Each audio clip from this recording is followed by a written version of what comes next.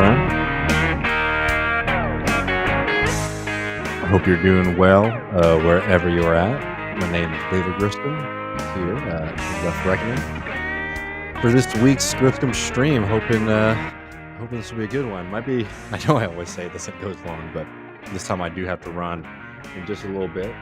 Just because later tonight we're going to be hanging out with our friends at This Is Revolution podcast for our cross stream, which I think unfortunately this is going to be the last one for a little bit, as it's becoming harder and harder for Matt and I to schedule for these. But make sure that you come by and give us a shout out. I mean, these have been a lot of fun over the past few months.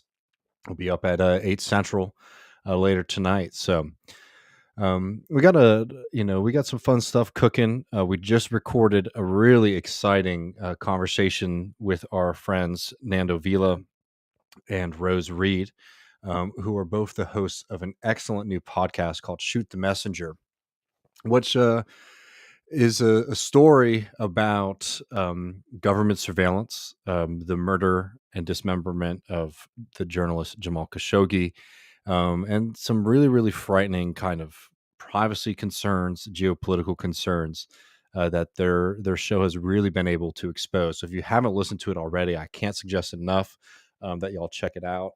It's a really, really great show, really well researched, high production value, all of those things that should check the boxes for all of y'all. We'll be releasing that conversation for patrons on Sunday, and then later next week we'll probably make it public because we want to make sure as many people can see it as possible. But if you've been thinking about joining up on the Patreon, we do have a pretty special feature this week. I put up my my personal Texas chili recipe. So if you're looking for something to make for the Super Bowl this Sunday, you got a pretty good starting off place, and you get access to that patreon.com/leftreckoning. But enough intro. I see we got some questions here. I'm happy to take as many as possible. In a little bit, I do want to talk about what this plan to end the COVID emergency on the national level is going to mean for people on the ground. It's going to have some pretty significant consequences. I do just want to say before I start taking questions, we haven't been able to cover it in the full extent, but our hearts and our solidarity goes out to the people who have been affected by these horrific earthquakes in Turkey. There are some links below that we borrowed from our friends at This Is Revolution for places where people can donate if you're feeling so inclined. Again, hopefully we'll be able to cover it more in depth in the near future. But so there's not much more that I can say other than it's just really tremendously horrific to see the pain and the devastation and the images that we're seeing come out of there. So if you're able to show some solidarity financially, there's some links below for you to help folks out. But yeah, let's do some questions for a little bit. These are always better when they're more interactive. I really like just sort of hanging out, hearing what y'all are thinking about, what kind of questions are on the top of your mind. It'd be great if maybe one day we'll try to figure out a call-in system for these. I think that'd be really nice. But Matt says the technology's not there, but I think we might just need to finagle a couple things to get that going. But we got a fun one to start with. Our friend Justin Brown says, David, if you had to choose a spot to visit / vacation, would you pick Savannah, Georgia, or Charleston, South Carolina? For me personally, I would prefer to go to Charleston just because, I lived in that part of the country when I was in high school. So it'd be nice to get back to South. I haven't been back to South Carolina since I left from high school, which is pretty crazy when you think about it now. So it's a long time coming. So I'm been itching to get back to Charleston for a little bit. Savannah's beautiful though, man. I mean, if you're just trying to pick between two cities, you really can't go wrong with either. But I'd say Charleston's fun. The history there is really interesting. The food scene there is wonderful, and it's a pretty place. So definitely suggest. Savannah's. I don't want to dog on Savannah, but they can both be a little Disney World kind of touristy areas and things like that. But for me, knowing how to get around and knowing what fun things to do in Charleston what the fun things to do in Charleston are. I think I'd rather get back there. Next question is up from our friend Adam. Always good hearing from you, buddy. It says, question, how do I run an independent campaign at the state level, state house, like get my name on the ballot? Well, I mean, it's different in each state, so I don't know off the top of my head how it works where you're in Iowa, but typically you have to, if you're running independent, you usually have to, go through a campaign signature process. And to do that, you've really got to get a significant amount of signatures, because some of them will be invalidated. Some people will make mistakes, and the government there will go through that list, and they'll probably knock out around 20-30% of them. So you need to shoot over whatever that minimum threshold is. That's just sort of like the basic advice for any kind of campaign trying to get yourself on the ballot. But I think even before you get there, like you gotta figure out a group and a community and a structure and volunteers and people who are, dedicated to the goal of winning that election to be able to do that. Cause like, getting enough signatures on the ballot, especially, like each state's different. Like, you might have to be, I don't know how big like the district you'd be running on is, but like sometimes you have to get like signatures from all different parts of it, which means, you have to cover a lot of miles. So like to do that, like doing that solo would be really tough. So you really need to be trying to organize some kind of committee and folks, to be able to do that. Next question is from Justin, who says, this is a good question. It says, Justin Brown says, serious question. Who's a historically important figure that you learned about recently that you think more people should know about? I'm trying to be, I mean,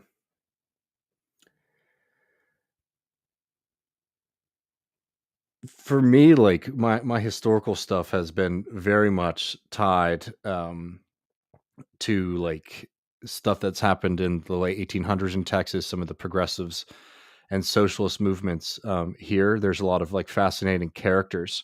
But I think what was more important about those is that it was less figure driven and more was part of like a very broad based, movement. I think a figure that I would like to see more people get, become more aware of it would be Rosa Luxemburg. She's somebody who I think a lot of people hear that name and they have a sense, oh, that's like a radical person from history. But,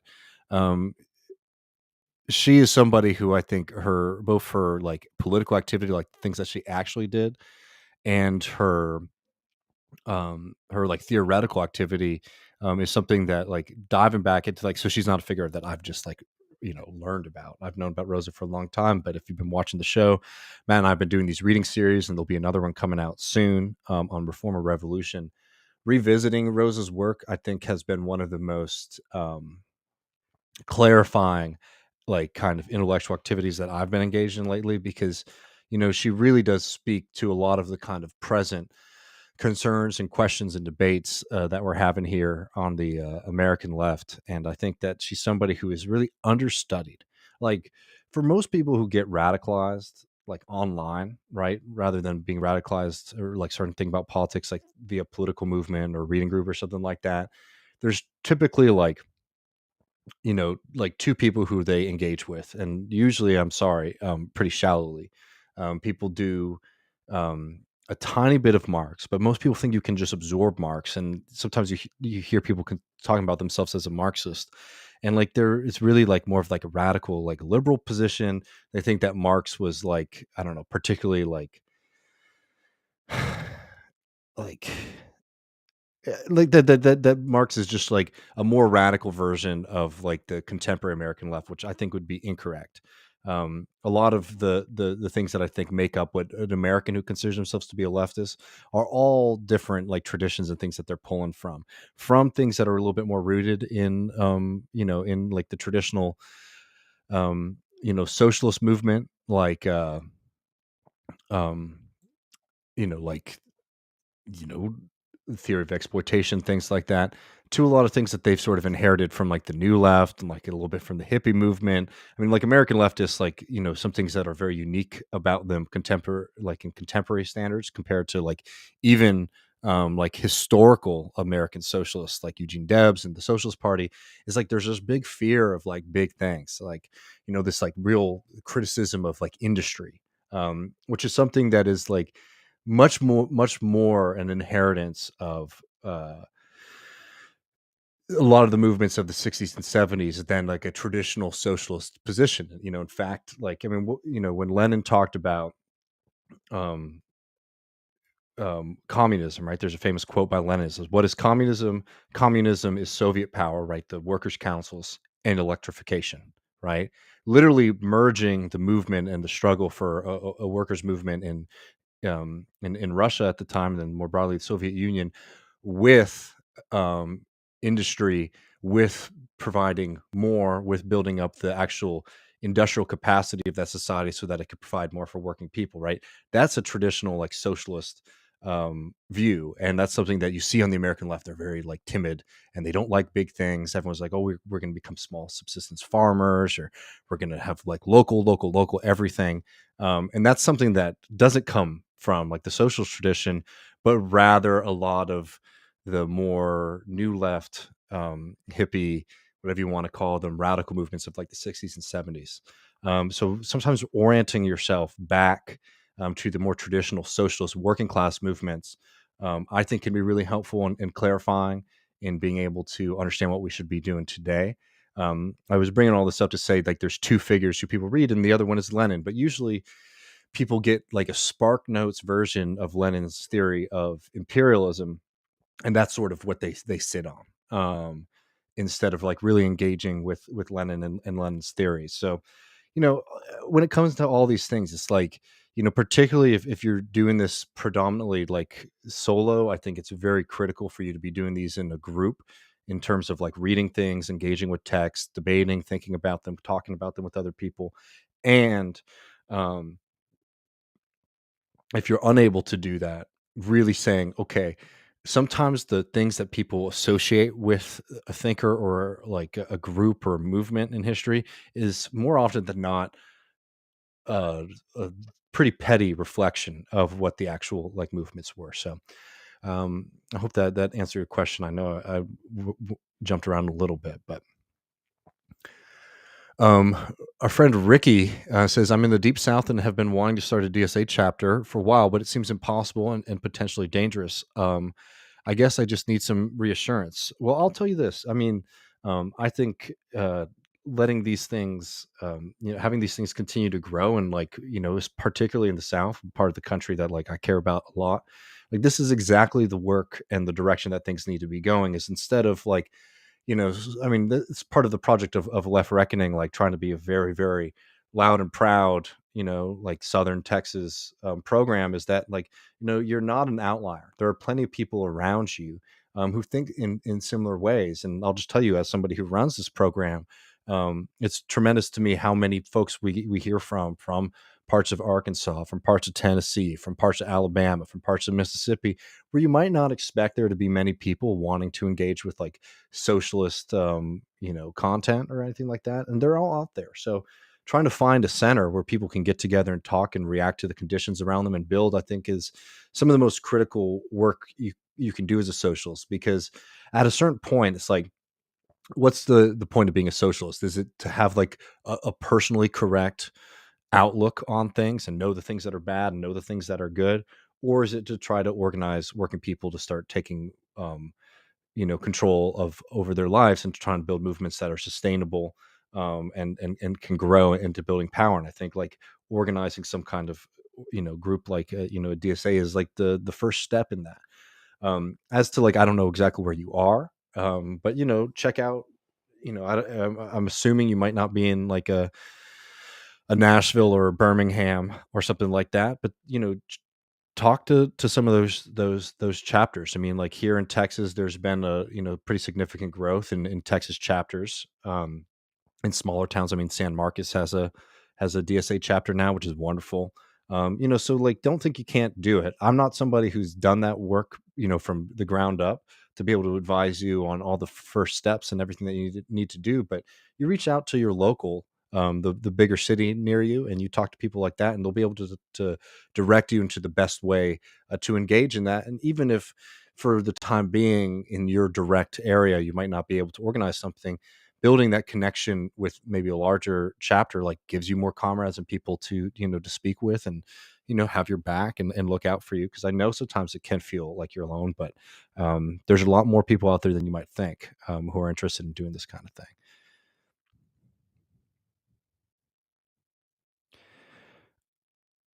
um Sam Sam Tankman Weed says, "Have you been to a place called Goldie's Barbecue?" I have not personally, but I've heard that it's very, very good. So if you're gonna go, if you have the opportunity to, I definitely would check it out. Prairie Kyle, sorry, Jesus Christ. Kowalski says, Charleston live show. People are asking, dude, I would love to do live shows in Charleston. I really want to do one in Nashville. I really want to do one in Atlanta. We're trying to figure out the best way to do it, just because sometimes with those smaller cities it's harder to figure out logistically how to set it up. But Matt and I are trying to think of a way that we could do it, so even if we can't like do the same size of show like we did in New York, we could still find a place that we could all meet and have a good time somewhere. So um would really like to be able to do that. James from the Twitch chat says, any news on the ground from the chemical incident in Pennsylvania, Ohio, concerned over the groundwater contamination, biome impact slash health risks? I've been, just being honest, I've just been watching it like you. I don't have any, um, unique insight or particular information on that. It's very, very frightening. This is why like investing in these systems and our infrastructure and making sure that working people have the capabilities and all the things that they need to work safe and to avoid these kind of things is just more necessary than ever. But that's definitely something I think we should try to cover in the near future. And on Savannah, Jay says, went to school in Savannah. I know there's a big art school there. Yeah, the local townspeople are great. The town has been seized by SCAD, and Paula Wallace. It's a bit dystopian, to be honest. I mean, that's what I've heard. I mean, not that Charleston's any better, but from what I've heard, Savannah has been, it's a contested territory. We'll just say that.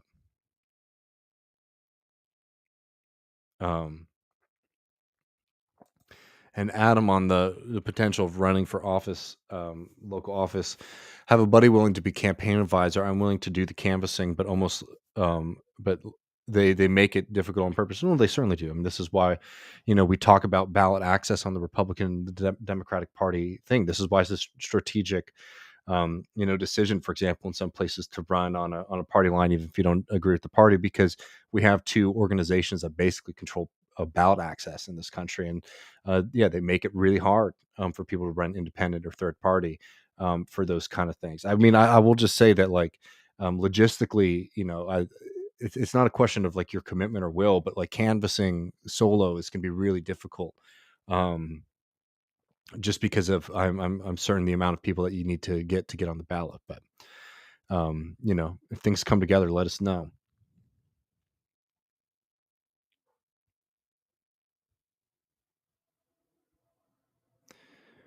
Um, Awesome Possum says they had a friend get a dishonorable discharge from the Air Force for refusing the COVID vaccine. Do you think he will be reinstated if Republicans can force the military to do so? He hopes so. Um, uh, unless there's something I'm missing, I think that's pretty unlikely, right? Um, for the Republicans to force the military to do that would be one thing, but the other thing is from the military perspective, it's like somebody's not, if somebody's taking, the military doesn't want people in the military who aren't following orders, right? Um, so unless there's something I'm missing with the Republicans trying to flip that, and maybe I am, um, probably unlikely for your friend. Um, Tapwater says lager or ale. I mean, I'm a beer guy in general. I like all kinds of beer. I think probably in general I like ales more than lagers, but if it's good, I'm happy to drink it. The only beer I don't, I mean, I drink all sorts of like cheap beers. The only cheap beer I just can't have anymore is PBR. I think just way too much. Um, Might have had way too much in my younger years. Ricky says, "Love Left Reckoning's coverage of Rosa recently. Very helpful. Please keep doing that kind of work. We love doing it. So, if you like it, please also spread it. We're trying to make sure that more and more people see those. Matt and I definitely want to do as much of those reading series as possible because they're a lot of fun for us." Um, MDR has a suggestion of somebody to check out. It says, someone I recently learned about who's worth reading slash rewatching is Ajaz Ahmad, an Indian Marxist and academic who frequently collaborated with Vijay Prasad, who passed away last March. I'm not familiar with them, but I'll definitely check out their work. And we love James Connolly quotes. We'll read those anytime you put those in the chat. James Connolly, the great Irish Marxist and revolutionary. The day has passed for patching up the capitalist system. It must go. Connolly was certainly um, a really far-sighted and pretty radical character. And if you haven't seen it, we had Paul O'Connell on the program probably a year or so ago. We should definitely try to get Paul on. I know he's busy, but I always love chatting with him to do our radical history series on James Connolly. So if you don't know who that is when I say that name, you can check it out on YouTube. James Connolly, Left Reckoning, or Radical Tradition, I think is the name of the video. Because there's a lot you can learn from him too.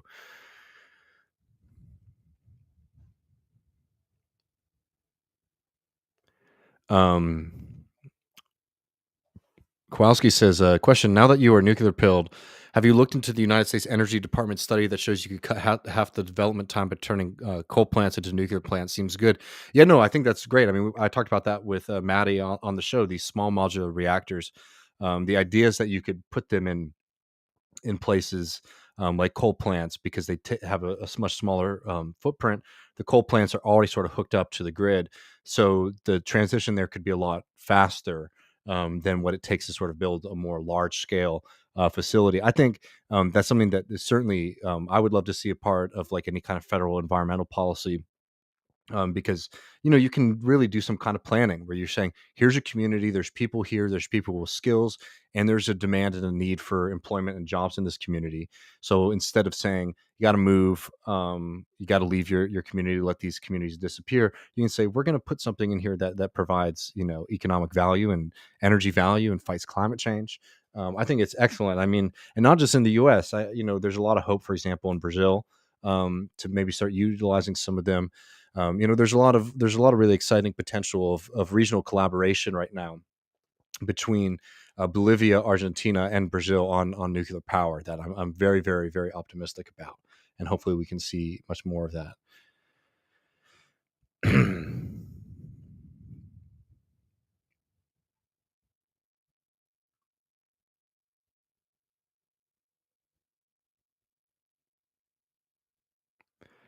I highly doubt. I think he just accidentally said that, Strom. I'm sure. I noticed he misspelled it too, but I didn't feel like coming at him.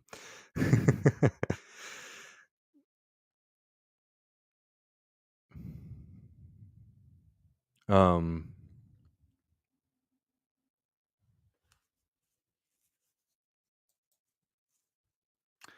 Justin Brown says, I was the one in the Discord who wrote about Candace Owens and her butchering of history.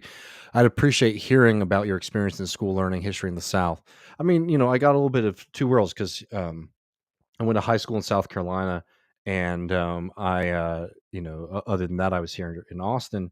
I mean, like it's sort of what you expect. It also really depends on the teacher. Like I had some teachers like straight up try to teach like lost cause Confederate apologetics. I was really lucky later in high school to have for my like U.S. history um, teacher, teacher, somebody who like, you know, um, gave out Howard Zinn, right? And I know there's some people who have, issues with Howard Zinn's work, and I recognize a lot of those deficiencies now. But you compare that to like what a lot of people around me were getting, it was quite eye opening experience. So, I think that like when it comes down to these, and I went to like in South Carolina, I went to like one of the lowest performing high schools out there. I didn't go to fancy school or anything like that. The thing is like. when you talk broadly about regions, I think that it can be damaging to all of the work that like a lot of really tremendous educators are doing. So like, there's definitely like a general trend to to provide bad or biased education, but there's always going to be people who say, I'm going to try to teach my students the truth to the best of my ability. And I'm very thankful for my teachers for sort of bucking some of the trends other people around me experienced.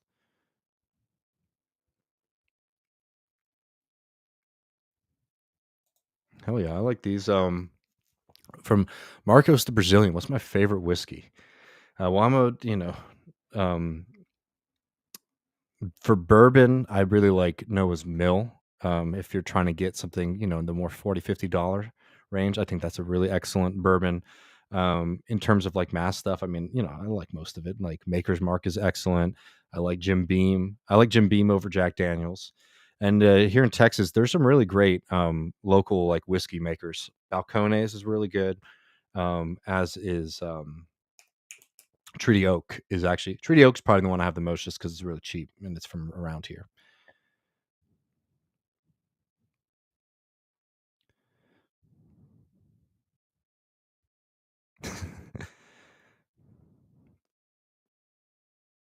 I've not heard about the Nazi homeschool people in Ohio. That's pretty frightening stuff. Lenny from the block says, Dave, any thoughts on the Cy Hirsch story on Nord Stream 2? I'm not ready as of right now to have a firm position just because I haven't been able to look at all of the reporting. I think that a lot of the slanders that you've seen against Cy Hirsch, somebody who's a award-winning journalist, um, you know, plenty of things. I think Bronco put it very well that like somebody changed his Wikipedia to say Cy Hirsch is a conspiracy theorist. I think that's a pretty low ball and slanderous to say, but um, I don't know. I want to do some more digging and talk to some people who are more knowledgeable than me just sort of shooting from the hip on it. But very very worrying, and lines up with some things that a lot of folks um, have sort of suspected about Nordstrom. Jay has a good question, and I appreciate that. And always feel free. Like I try not to ever be too jargony with things. So I'm always happy to explain what I mean by this.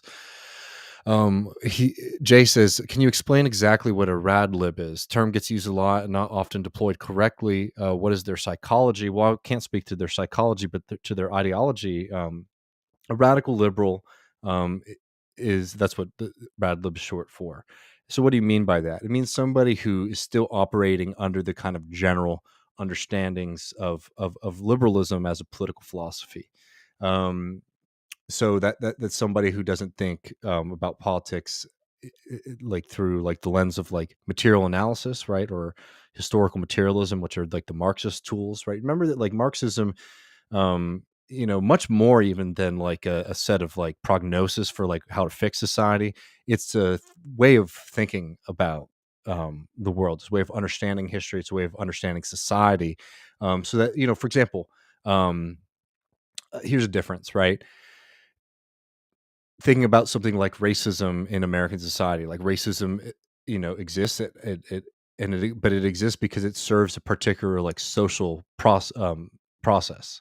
And the Field Sisters have the best line on this. Is like sometimes I'm going to paraphrase it, so forgive me if I'm not making this artful, but like a lot of times, like American liberals will think that like slavery was like an outgrowth of American racism, but rather slavery was a system designed to produce cotton, and racism was a necessary component to make that system work. Right?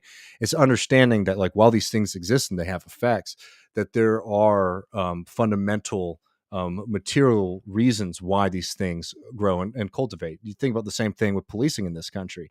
There's no doubt about it that there's racist police in America, but why do the police? Why is policing sort of encouraged to incorporate this level of racism? Is because the police provide a social function for the system to sort of wage war on poor and working class people, to deal with the fact that most of large parts of this country are extremely poor, And if you don't want to do things like help people out with housing, if you don't want to do things like help people out with jobs programs or things like that, then you just over police them, right? You just beat them down in interfere and into being submissive. Um, so, um, while like a radical liberal would see like racism as a thing sort of existing transhistorically, right, as like a kind of fundamental inheritance, something that was sort of just like plopped into people.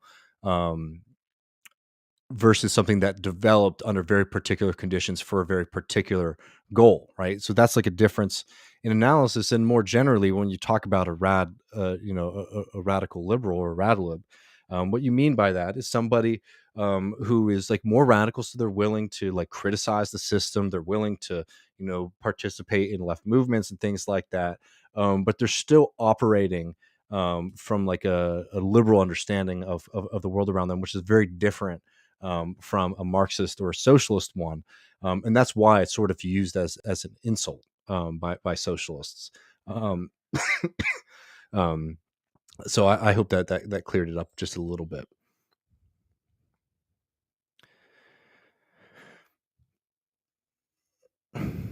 Let's see.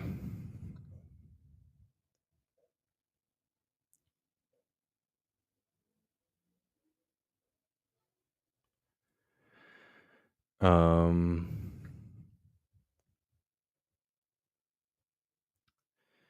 and MDR has a point here. Says Michael Parenti always asks when analyzing geopolitical issues who benefits from doing this thing, which I think is a good place to start too. Generally, do I know about Wheeler Walker Jr.? I know his comedy, but I think he captures the sounds of the country that I grew up listening to.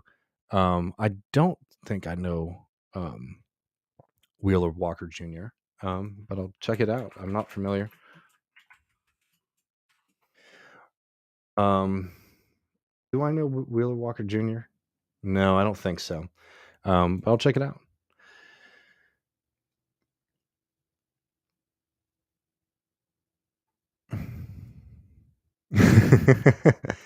I don't think anybody knows what a shit lib is. It seems to sort of be anyone you don't like. That's one that is.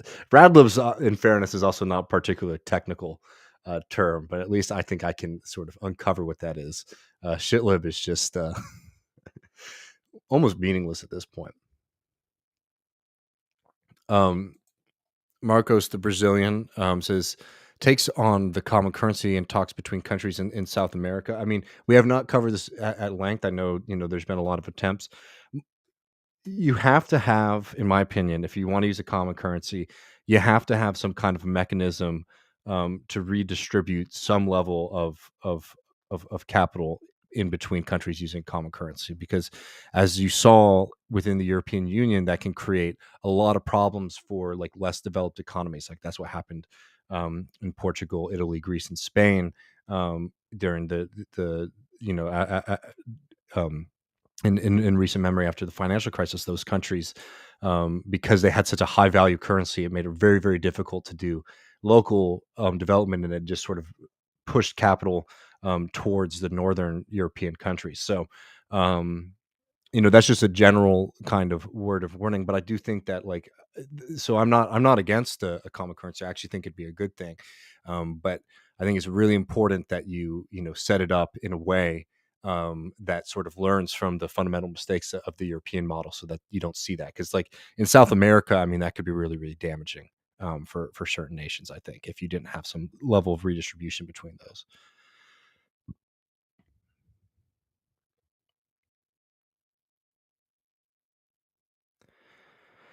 All right, folks. I'm going to be on the This is Revolution stream in cross stream, so you can watch it right here on this channel in just at 8 Central.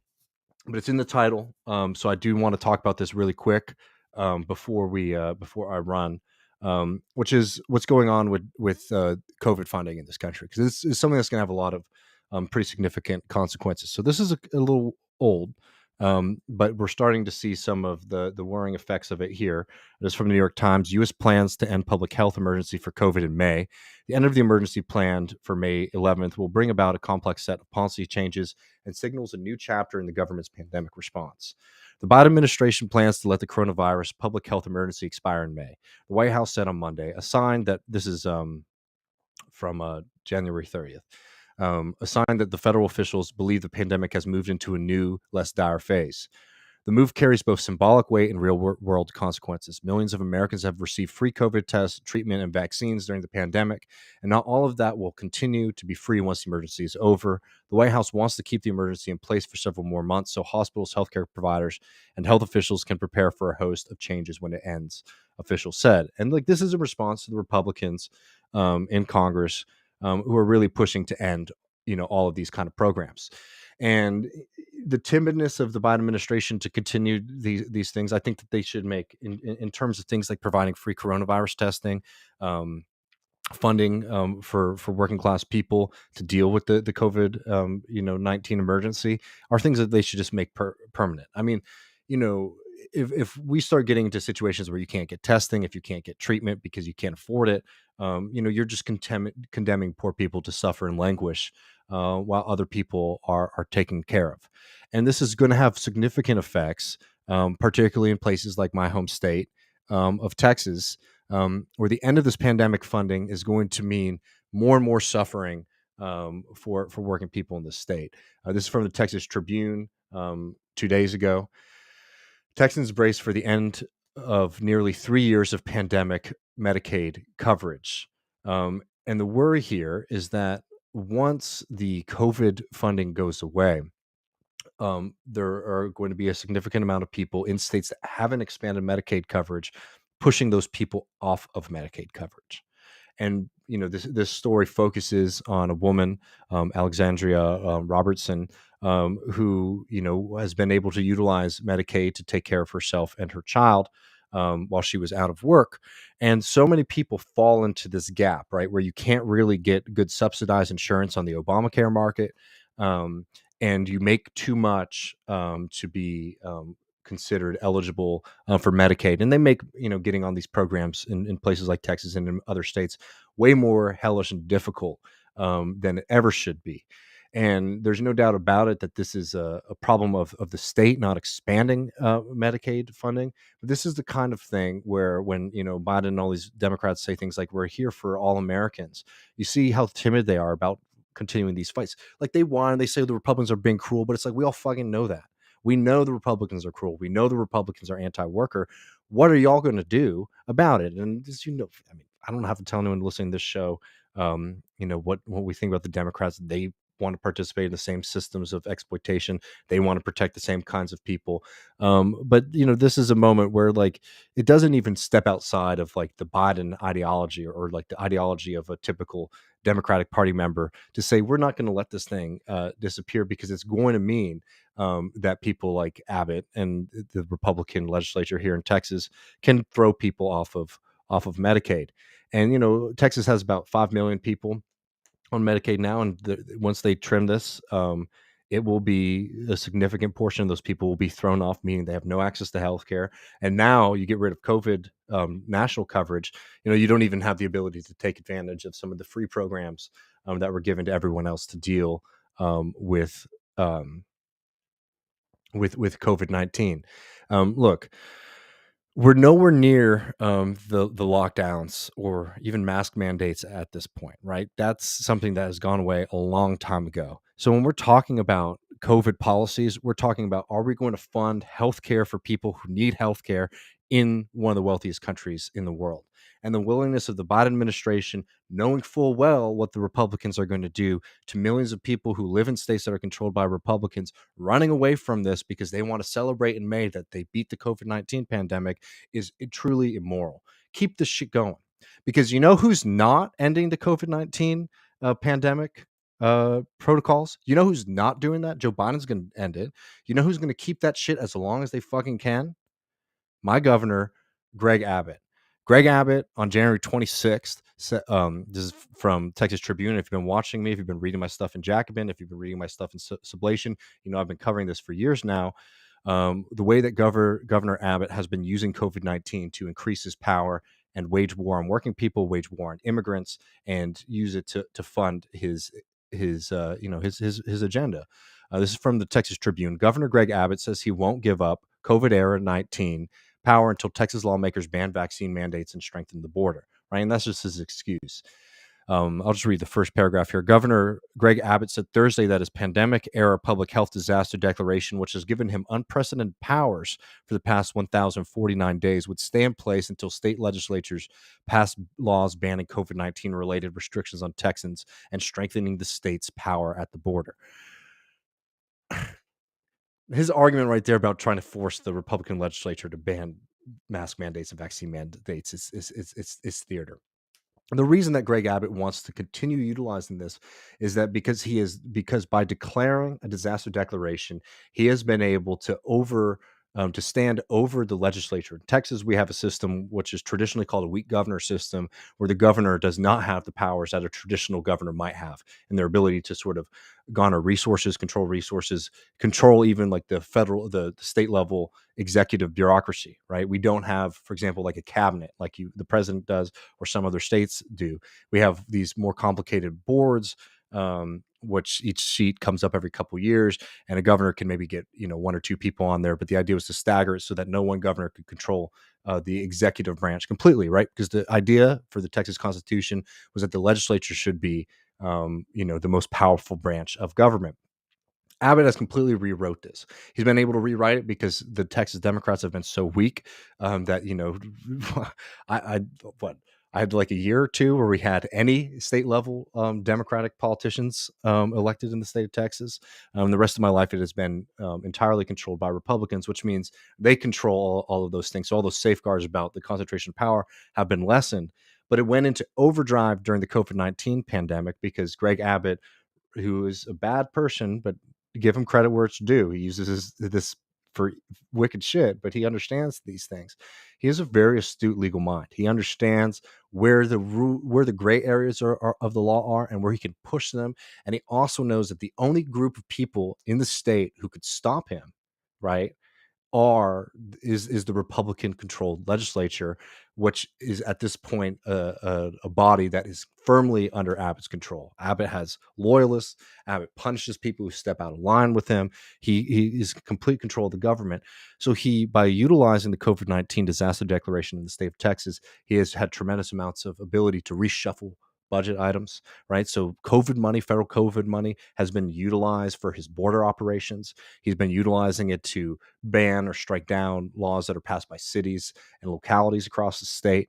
And it's something that most people don't understand because it can be a little complicated, a little convoluted, and it's slow, right? It's just something that has been with us for 1,050 days. But he's not gonna end that. He's going to keep that as long as he can. And it's just one of the clear examples, right, of where the Biden administration is so happy and ready now to end these COVID-19 protocols on a federal level, which have meant that people in areas where they might not have access to healthcare can get access to healthcare. People can get access to testing. People can get access to treatment. They're going to run away from that, and the Republicans are going to be the ones who maintain the system of a COVID-19 disaster declaration, so that they can wage war on working people, so that they can wage war on immigrants into this country. Right? That's the reality. That's just two different views of how to utilize power and and who to utilize it for. And it's just amazing to me that all of the debates we've had about government overreach and what's the legacy of COVID-19 going to be on the level of government in this country and in the state of Texas, and it's never ever brought up by most people what Greg Abbott has been able to utilize these powers for. Right? Because for the most part, when people want to talk about these powers, they might cite, "Oh, I'm worried about government overreach. Oh, I'm worried about the state overstepping its mandate. I'm worried about where they get their powers from." But most people just want to talk about whether or not they want to wear masks or not. That's fundamentally has been something that has been exposed because the people who may even come from a left perspective who are saying they're just worried about government overreach, I never hear them talking about Craig Abbott. Maybe I've missed it, but I haven't heard it. I think for the most part, I might be the only one who's been talking about this for years now.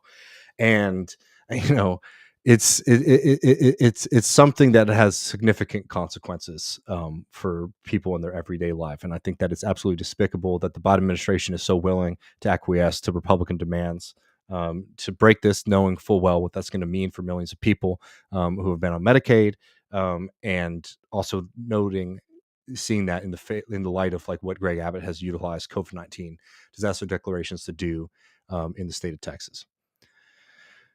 Well, folks, I'm probably going to run in a second. I'm going to do a quick run over to make sure there's nothing. I probably won't be able to get to everything. I'll try to see if I can take one or two, but I have to run because I have a show coming up at 8. We'll be right back here with Matt and the TIR crew to do a news update. Colin, I think people in Texas, let me know what y'all think. I'm leaning towards Houston. I would love to do an Austin live show, but I think we can get to Houston. I think we should go hang out with our friends in Houston, and that means that it's easier for our friends in Louisiana to come by. I know for our friends up in Dallas, it might be a little more of a trek, but it's not too bad, right? Let us know though if y'all would prefer Austin, Dallas, or Houston for a Left Reckoning live show. We're trying to figure out which one to do it at. I've been leaning towards Houston, honestly, if nothing else, just so I can get a little vacation. I always love going to Houston.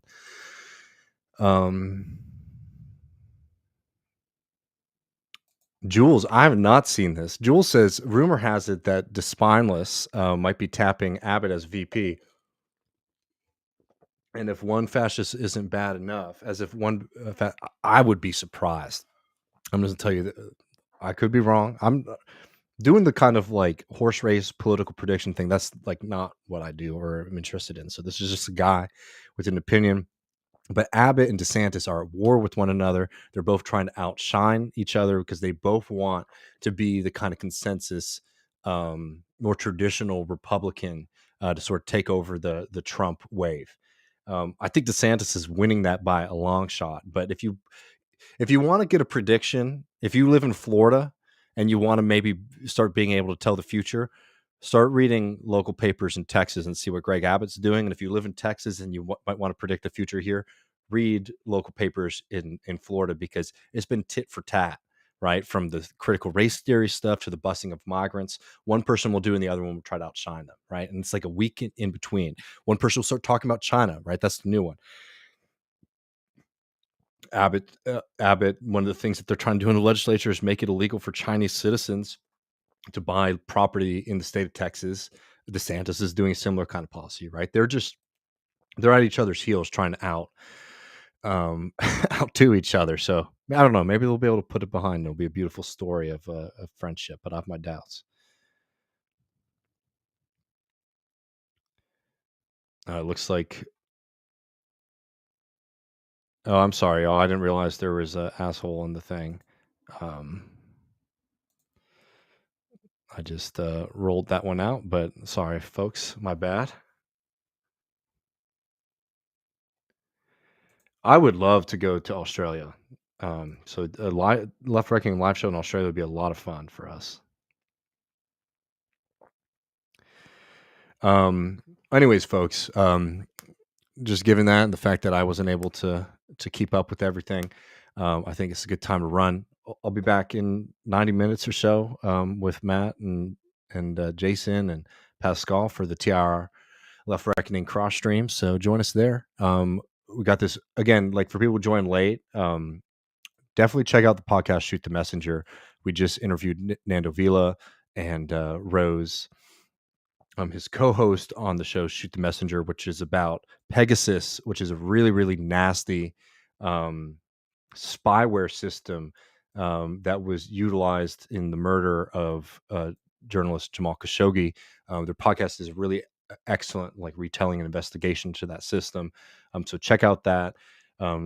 We'll put that up as a bonus episode on Sunday. We'll probably release it next week just so we can get more eyes on it to the public. But you get access to that patreon.com/Left Reckoning.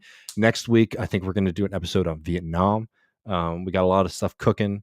As always, folks, really appreciate you all. If you missed it too, For patrons, my Texas chili recipe is up there, so you can get a nice little inspiration for your Super Bowl party. And yeah, take care, folks. Let me know if you like the background. I'm trying the green screen thing out too.